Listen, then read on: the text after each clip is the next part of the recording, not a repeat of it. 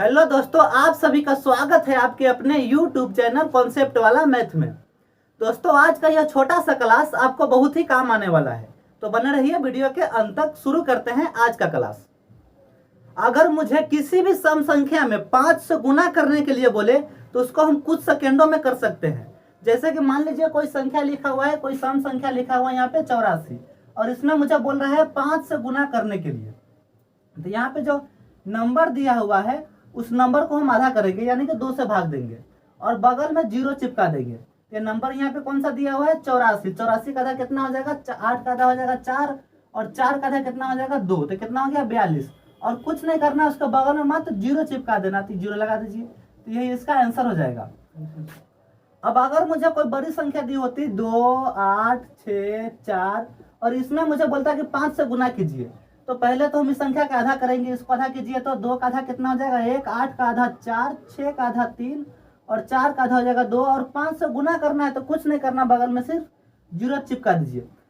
लेकिन यह नियम दोस्तों सिर्फ उसी संख्या पे लागू होगी जो सम संख्या होगी। अब सम संख्या किसे कहते हैं, अब विषम संख्या किसे कहते हैं? वैसी संख्या जो 2 से पूरा पूरा कट जाए या जिसमें 2 से पूरा पूरा भाग लग जाए उसे हम सम संख्या कहते हैं। और वैसी संख्या जिसमें 2 से पूरा पूरा भाग नहीं लगे या जो संख्या 2 से पूरा पूरा नहीं कटे उसे हम क्या कहते हैं? विषम संख्या कहते हैं। अब आप कहेंगे कि अगर छोटी छोटी संख्याएं रहती है तब तो हम उसको आसानी से पहचान लेते हैं कि कौन सी संख्या सम है और कौन सी संख्या विषम है।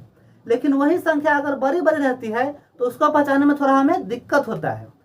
तो मान लीजिए कि यहाँ पे कोई संख्या लिखा हुआ है 3, 5, 8, 7, तो यहाँ पे जो इकाई अंक जो आ गया है कौन सी संख्या है? विषम संख्या है। तो इसका मतलब क्या हुआ कि पूरा जो संख्या है वो विषम हो जाएगा। अगर किसी संख्या का इकाई अंक विषम हो तो पूरा संख्या क्या होता है? विषम हो जाता है। अगर उसी संख्या का अगर इकाई अंक, मान लीजिए कि इसी संख्या का इकाई अंक यहाँ पे 7 न रह करके 6 होता, तो ये कौन सी संख्या हो जाती है? ये सम संख्या हो जाती है। क्योंकि जिस संख्या के अंत में सम संख्या लगा हुआ पूरी संख्या क्या होती है? सम संख्या होती है। और जिस संख्या के अंत में विषम संख्या लगा हो वो पूरी संख्याएं विषम हो जाती है। इसी प्रकार से आइए एक और उदाहरण लेते हैं।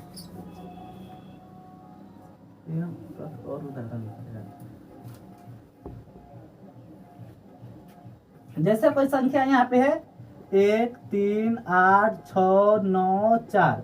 अब हमें इसमें गुना करना है तो कुछ नहीं करना, सिर्फ इसको आधा करना है और बगल में 0 लगा दीजिए। तो यहाँ पे 13 का आधा कितना हो जाएगा? यहाँ पे 6 दूना 12, और एक हाथ में हासिल आ जाएगा तो कितना हो जाएगा? ये 18, और 18 का आधा कितना हो जाएगा? 9, फिर 6 का आधा कितना होगा? 3, फिर 9 का आधा कितना हो जाएगा? यहाँ पे 9 का आधा तो नहीं कर सकते तो 8 का आधा कर सकते हैं ना। तो 8 का आधा कितना हो जाएगा? 4, और फिर 14 का आधा कितना हो जाएगा? यहाँ पे 7, और 5 से गुना करना है तो 0 लगा दीजिए। यही आपका आंसर हो जाएगा। अगर कोई संख्या लिखा हुआ था कि 12, 6, 8, 9, 4, अभी हमें इसमें 5 से गुना करना था तो हम इसको कैसे करते? वही वाला नियम। 12 का आधा कितना हो जाएगा? 6, 6 का आधा कितना हो जाएगा? 3, 8 का आधा कितना हो जाएगा? 4, 9 का आधा कितना हो जाएगा? 9 का आधा नहीं कर सकते तो इससे एक कम लेंगे, तो एक कम कितना हो जाएगा? 8। अब 8 का आधा कितना हो जाएगा? 4। 8 का आधा 4 हो गया यहाँ पे, लेकिन 9 में से एक बचा था ना, तो यहाँ पे कितना हो जाएगा? ये 4, 1 और 4 14 हो जाएगा। अब 14 का आधा करेंगे तो कितना हो जाएगा? यहाँ पे 7। अब 5 से गुना करना है तो बगल में क्या लगा देंगे? हम 0 लगा देंगे। अब हमें यही इसका आंसर हो जाएगा। अब दोस्तों यहाँ तक तो ठीक आ गया कि किसी भी सम संख्या में हमें 5 से गुना करना है तो उसको हम आधा करेंगे, और 5 से गुना करना है तो बगल में 0 लगा देंगे। लेकिन दोस्तों अगर मुझे विषम संख्या में 5 से गुना करना होता तो हम कैसे करते?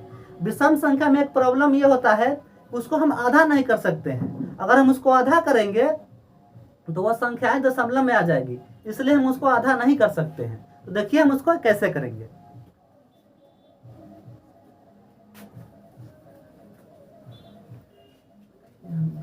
अगर कोई संख्या 63 विषम संख्या है और उसमें मुझे 5 से गुना करना है, तो दोस्तों हम जानते हैं कि हम विषम संख्या को आधा नहीं कर सकते हैं, तो क्या हम सम संख्या को तो आधा कर सकते हैं ना। अगर हम इसमें से 1 माइनस कर दे तो ये संख्या कौन सी हो जाएगी? ये संख्या सम संख्या हो जाएगी। तो इसमें से 1 माइनस करेंगे तो कितना हो जाएगा? 62। इस संख्या को तो आधा कर सकते हैं ना, तो 62 का आधा कितना हो जाएगा? 6 का आधा कितना हो जाएगा? 3, और 2 का आधा 1, और मुझे 5 से गुना करना है तो बगल में क्या लगा देंगे? 5 लगा देंगे। क्योंकि हम जानते हैं अगर किसी विषम संख्या में 5 से गुना करेंगे तो बगल में तो 0 आएगा नहीं, इसलिए 5 ही होगा। यहाँ पे हमेशा 5 होगा। अगर हम किसी भी विषम संख्या में गुना करेंगे 5 से, तो हमेशा एकाई अंक जो होगा वो 5 ही होगा। जैसे आप ऐसे करके देख लीजिए, जैसे मैंने 105 में गुना किया 5 से, तो कितना आ जाएगा यहाँ पे 50 25। फिर कितना हो जाएगा 5 से 0 में गुना करेंगे तो 0 और 2 यहाँ पे तो 2। अब फिर 5 में 1 से गुना करेंगे तो कितना हो जाएगा 5। ये कितना हो गया 525। तो इकाई अंक यहाँ पे कितना आ गया 5। यही नंबर नहीं दोस्तों, किसी भी विषम संख्या में अगर आप 5 से गुना करेंगे तो इसका इकाई अंक क्या आएगा 5 ही आएगा। अगर कोई संख्या लिखा होता है यहाँ पे 85, अब उसमें मुझे 5 से गुना करना होता, तो इसको कैसे करते, 1 माइनस करेंगे तो कितना हो जाएगा 84। 85 में से 1 माइनस करेंगे तो कितना हो जाएगा 84। अब 84 का था कितना हो जाएगा यहाँ पे 42। अब हमें इसमें 5 से गुना करना है ना, तो बगल में 5 लगा दीजिए, यही आपका आंसर हो जाएगा। यह नियम आप किसी भी संख्या पे अप्लाई कर सकते हैं, किसी भी विषम संख्या पे आप अप्लाई कर सकते हैं। जैसे मान लीजिए कोई बड़ी बड़ी संख्या अगर दिया हुआ हो, जैसे यहाँ पे बड़ी संख्या क्या दिया हुआ 12 है, 6 8 9 4 3 2 गुने 5। अब हमें इस संख्या में 5 से गुना करना है। अगर छोटी छोटी संख्या रहती है तब तो हम उसको ऐसा ही निकाल लेते हैं। वह ट्रिक किस काम की, जो बड़ी संख्याओं में अप्लाई ना हो। तो इसलिए दोस्तों यह जो नियम है, या किसी भी संख्या पे अपने मन से कुछ भी लिख दीजिए, उसमें 5 से गुना करके देख लीजिएगा, इस ट्रिक से पूरा राइट आंसर आएगा। तो इसको आधा कीजिए तो कितना हो जाएगा, ये तो विषम संख्या हो गया, सॉरी। हम 7 को आधा नहीं कर सकते हैं पूरा पूरा, लेकिन हम 6 का तो आधा कर सकते हैं ना। तो इसमें से हम अगर 1 माइनस कर देंगे तो कितना हो जाएगा, अगर हम इसमें से 1 माइनस कर दे तो ये संख्या क्या हो जाएगी 12 6 8 9 4 3 और 7 में से 1 गया तो कितना बच गया यहाँ पे 6।